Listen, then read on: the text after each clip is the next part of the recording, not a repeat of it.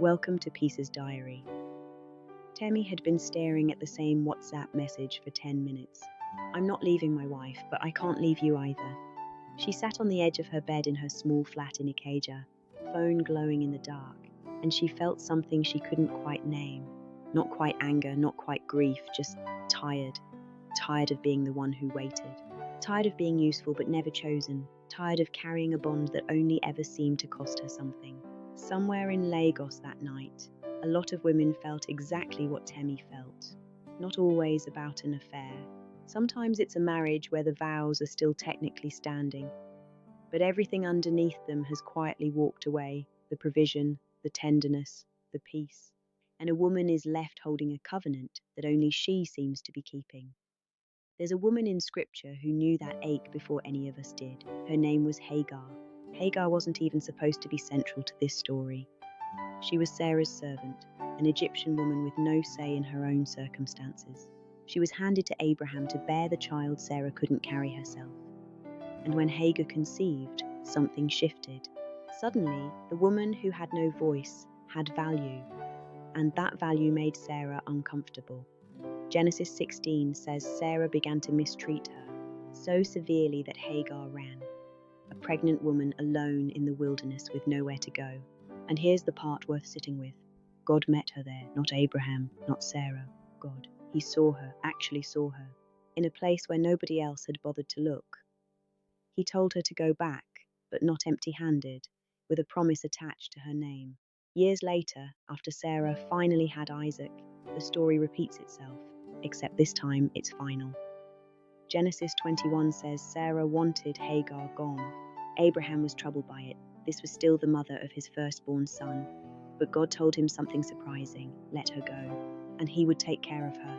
So Hagar left, provisioned but still afraid. And in the wilderness, again, God opened her eyes. To a well, to water, to survival she couldn't see until he showed it to her. Two things sit at the heart of Hagar's story. She was in a bond she never fully chose, and when that bond became unsustainable, God didn't leave her stranded. She was released with provision. And even outside the household that had once defined her, she was still seen, still sustained. Now, Scripture isn't shy about this principle. Go back to Exodus 21:10-11. Long before the New Testament, God laid out something remarkable. A wife was owed food, clothing, and marital rights. And if a husband failed to provide those things, the text says plainly, she is to go free. Without any payment of money, not shamed, not begged to stay, free. Even in the Old Testament, a woman's dignity was never optional. Fast forward to Jesus, in Matthew 19:8. The Pharisees pushed him on divorce, and he said something that still lands today. Moses permitted it because your hearts were hard. That wasn't God applauding divorce. It was God being honest about human brokenness. He didn't pretend people don't fail each other. He made room for the reality of it. Matthew 5:31-32 raises the bar even higher. Jesus is clear that marriage was never meant to be treated carelessly, that covenant integrity matters deeply to him. And then there's Paul in 1 Corinthians 7:15, addressing believers bound to spouses who had already checked out. If the unbelieving partner leaves, let it be so. God has called us to live in peace. Paul wasn't telling anyone to abandon their vows lightly. He was saying, you are not chained to that.